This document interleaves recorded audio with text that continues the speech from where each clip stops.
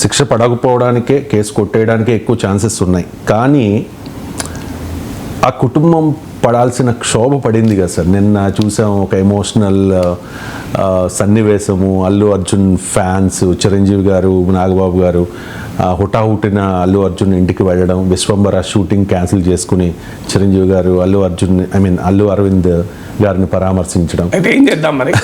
ఏం చేయాలి చెప్పండి. అయితే అంటే ఏం చేయాలి చెప్పండి. కేసు పెట్టద్దు అని కదా సార్. మరి ఏం చేయాలి మీరే చెప్పండి. అంటే ఇంటెన్షనల్ గా ఎవరో చేశారు. ఏదైనా కేసు పెట్టి వాళ్ళు ఎవరు ఎందుకు చేశారో పక్క పెడదాం. ఒక పౌరుడిగా మనం ఏం చేద్దాం? ఏం కేసు పెట్టవద్దా? అల్లు అర్జున్ కుటుంబం చాలా పెద్ద కుటుంబం కనుక, చిరంజీవి బాధపడతాడు కనుక, నాగబాబు ఫీల్ అవుతాడు కనుక, అల్లు అరవింద్ బాధపడతాడు కనుక, పవన్ కళ్యాణ్ ఫీల్ అవుతాడు కనుక కేసు పెట్టద్దంటారా చెప్పండి నాకు. కానీ చాలా సందర్భాలు ఫండమెంటల్ పాయింట్ ఏంటంటే, నిన్న సల్మాన్ ఖాన్ సంజయ్ దత్ల గురించి కూడా చెప్పాడు. ఫండమెంటల్ పాయింట్, మనము ఇందులో కేసు అనివార్యమవుతుంది. కేసే పెట్టకపోతే చాలా పెద్ద విమర్శ కూడా వస్తుంది. కేసు నిలబడుతుందా లేదా నేను నిన్న కూడా చెప్పాను. కల్పబుల్ హోమిసైడ్ అనేది చాలా పెద్ద కేసు. మరి ఆ స్థాయిలో సెక్షన్లు పెట్టాడు. ఎందుకంటే బహుశా షారుఖ్ ఖాన్ కేసు జడ్జిమెంట్ చూశాక ఆ సెక్షన్ పెడితే కొట్టేస్తారని పోలీసు తెలిసి ఉండాలి కదా. సహజంగా షారుఖ్ ఖాన్ జడ్జిమెంట్ నాగేశ్వర్ తెలిస్తే పోలీసులో తెలియకుండా ఉండదు కదా. 2017లో జరిగిన ఇన్సిడెంట్ 2022లో జడ్జిమెంట్ వచ్చింది. ఏప్రిల్లో గుజరాత్ హైకోర్టు జడ్జిమెంట్ ఇచ్చింది, తర్వాత సుప్రీంకోర్టు జడ్జిమెంట్ ఇచ్చింది. సో షారుఖ్ ఖాన్ కేసులో జడ్జిమెంట్ చూశాక కల్పబుల్ హోమిసైడ్ కేసు ఎందుకు పెట్టారో నాకు ఇప్పటికీ అర్థం కాలేదు. నేను కొంతమంది లీగల్ ఎక్స్పర్ట్స్తో కూడా మాట్లాడినా అది కాస్త ఎగ్జాగరేటెడ్ సెక్షన్ లాగా కనబడుతుంది అని. ఎందుకంటే ఆ ఎగ్జాగరేటెడ్ సెక్షన్ కొద్ది హయ్యర్ సెక్షన్ పెట్టకపోతే ఇంకో విమర్శ కూడా రావచ్చు. ఏది అల్లు అర్జున్ను వదిలేస్తారు కేసు, ఇలాంటి లైటర్ కేసు పెట్టారు వీళ్ళు అని అటువైపు కూడా ఆర్గ్యుమెంట్ ఉండొచ్చు. ప్రభుత్వం ఏం చేసినా ఎటువైపు అంటే అటువైపు ఆర్గ్యుమెంట్లు ఉంటాయి. ఇప్పుడు అల్లు అర్జున్ అరెస్ట్ చేస్తే మా చిరంజీవి, పవన్ కళ్యాణ్, నాగబాబు, అరవింద్ వీరి క్షోభ గురించి మాట్లాడారే. ఆ చనిపోయిన తల్లి రేవతి భర్త క్షోభ గురించి ఎందుకు మీరు మాట్లాడరు? రేవతి కుటుంబం క్షోభ కాదా? రేవంతి కన్న తల్లిదండ్రుల క్షోభ లేదా? వాళ్ళ అక్క చెల్లెలు లేదా? ఆ బిడ్డ పాపం 9 సంవత్సరాల బిడ్డ క్షోభ లేదా? అంటే చట్టం వారికి వర్తించదా?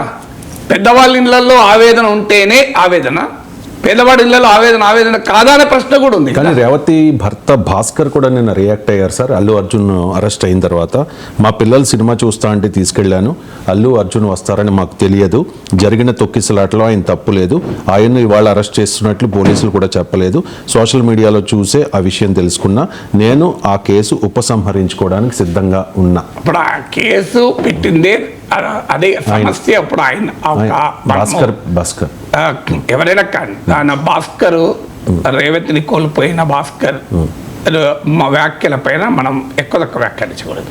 We should have that kind of an human angle. పాపం తన కుటుంబ సభ్యురాల్ని కోల్పోయారు. అందులో జీవిత భాగస్వామి కోల్పోవడం మామూలు విషయం కాదు. అందులో కొడుకు ఉన్నాడు. Let us respect the sentiment. ఆయన వ్యాఖ్యల్ని మనము గౌరవిద్దాం. కానీ లీగల్గా ఇది అప్పుడు ఆ కేసు అతను విడ్రా చేసుకుంటే కేసు పోతుందని అనుకోదు. అసలు కేసుకు దానికి సంబంధం లేదు. ఆయన అభిప్రాయం ఆయన చెప్పాడు. So we respect him. So ఆయన కానీ but case will not go with that. So ఎందుకంటే ఇది ఇద్దరు ఇండివిజువల్ మధ్యలో ఆస్తి పంచాయతీ కాదు కదా. There is a crime day మనిషి. అందువల్ల ఇప్పుడు ఫండమెంటల్ క్వశ్చన్ ఏంటంటే, ఎలా జరిగింది ఈ ఇన్సిడెంట్ జరిగిన మాట నిజం, దీనికి ఎవరు బాధ్యుడు? ఇది అల్లు అర్జున్ బాధ్యులు అవుతారా లేరా అనేది అంశం తప్ప ఒక్కటి మాత్రం నిజం. ఈ మొత్తం ఎపిసోడ్ వల్ల ఒక మంచి జరుగుతోంది.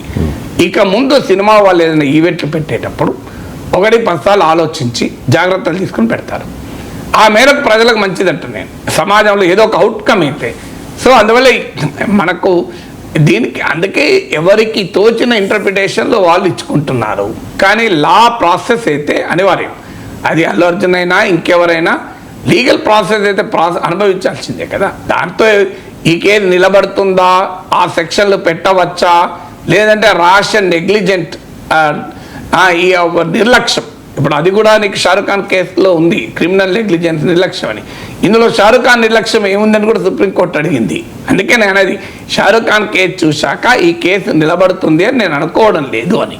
కానీ ఈ మేరకు ప్రాసెస్ అయితే అనివార్యం కదా. ఒక మనిషి చనిపోయి ఒక బిడ్డ కోమాలో ఉన్నప్పుడు ఏ కేసు లేదు అంటే కూడా సమాజానికి రాంగ్ మెసేజ్ పోతుంది. ఓహో, పెద్దవాడు నేరం చేస్తే ఏమీ కాదు, చట్టం ముందు అందరూ సమానులే అని చెప్తారు, చట్టం పెద్దవాళ్ళ చుట్టం అనే అభిప్రాయం కలిగితే చట్టం పైన పౌరుడి విశ్వాసం కూడా పోతుంది. చట్టం పైన పౌరుడి విశ్వాసం పోవడం కూడా మంచిది కాదు కదా. సో అందువల్ల అల్టిమేట్గా ఈ కేసు పెట్టడం పట్ల నేను తప్పు పట్టడం లేదు. కానీ అల్లు అర్జున్ ప్రత్యక్ష ప్రమేయం ఉందా అనే అంశం పైన మాత్రం షారుఖ్ ఖాన్ కేసు చూశాక అల్లు అర్జున్కి ఏదో అవుతుందని అయితే నేను అనుకో. ఈవెన్ పొలిటికల్ ఎస్టాబ్లిష్మెంట్ కూడా నిలబడతాను పెట్టాల్సిన అవసరం లేదు కదా.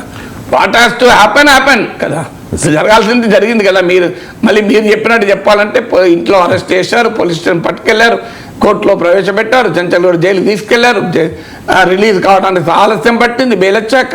ఈ ప్రక్రియ అయితే జరిగిపోయింది కదా. ఒకవేళ అప్పుడు రకరకాల సిద్ధాంతాల్లో ఒక సిద్ధాంతమైన ఫిలిం ప్రపంచానికి పొలిటికల్ ప్రపంచం ప్రభావం చూపెట్టాలని చూపెట్టాలి, సరైపోయింది కదా. సో అల్లు అర్జున్ను జైలుకు పంపించాలనే పగతో కక్షతో రేవంత్ రెడ్డి ప్రభుత్వం ఉంటుందని అనుకోను. అది కూడా అందుకే చెప్పాడు, నాకు సయాన బంధువు వాళ్ళ ఫాదర్ ఇలా. సో ఆయన కాంగ్రెస్ నాయకుడు, చిరంజీవి కూడా కాంగ్రెస్ నాయకుడు కూడా చెప్పాడు అనుకోండి, అది వేరే విషయం. సో అందువల్ల ultimately this will not lead to anything. కోర్టులో బహుశా కొట్టేస్తారు. ప్రాసెస్ అయితే రేవంత్ రెడ్డి ఇంటర్వ్యూలో పదే రాహుల్ ఖన్నాను కూడా క్వశ్చన్ చేశాడు. ఒక వ్యక్తిని పోలీస్ స్టేషన్ తీసుకొస్తే అది కూడా ఒక క్రిమినల్ కేసు, అది కూడా ఒక మనిషి చనిపోయాక మీరు ఇన్ని క్వశ్చన్లు అడుగుతున్నారే, ఒక్కసారైనా ఆ చనిపోయిన తల్లి గురించి ఎందుకు అడగడం లేదు? కోమాలో ఉన్న బిడ్డ గురించి ఎందుకు అడగడం లేదు?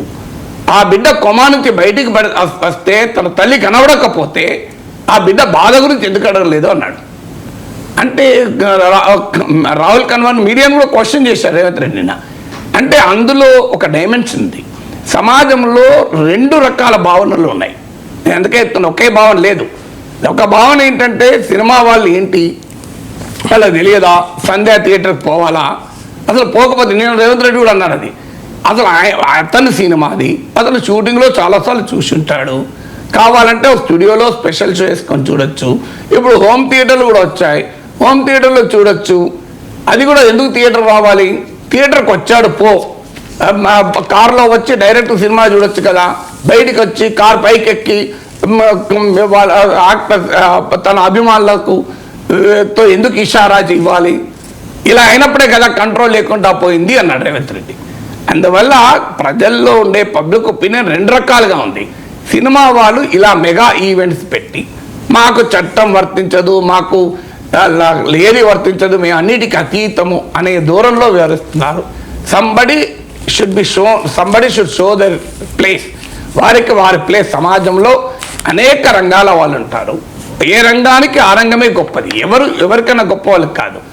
ముఖ్యమంత్రి అయినా, అది పుష్పరాజ్ అయినా, అదొక డాక్టర్ అయినా, ఆఖరికి ఒక ఆర్డినరీ కార్మికుడైనా, ఆ కార్మికుడి శ్రమ లేనిది మనం జీవించాం. అందువల్ల ఈ సమాజంలో కొంతమంది ఎలీట్, అందులో ఎలీట్స్ మధ్య ఘర్షణ కూడా ఉంటుంది. ఇప్పుడు అందుకే నేను రేవంత్ రెడ్డి ఇంటర్వ్యూలో ఐఎమ్ ఏ పొలిటికల్ స్టార్, నేనే స్టార్, నాకే ఫ్యాన్స్ ఉండాలి అన్నాడు. ఏ మొహమాట వల్లే అయినా. సో అందువల్ల ఈ సిద్ధాంతం అంటే ఎక్కడో ఒక చోట ఈ పొలిటికల్ పర్సనాలిటీకి ఫిలిం పర్సనాలిటీ మధ్య వచ్చిన ఘర్షణ ఇది. ఈ ఘర్షణలో political personality wants to show what is their power, తమ అధికారం ఏంటి అనేది చూపెట్టదలుచుకున్నది. ఫిలిం పవర్ కు యొక్క ఫిలిం వాళ్ళ ప్లేస్ ఏంటి అనేది చెప్పదలుచుకున్నారు అనేది కూడా ఒక సిద్ధాంతం.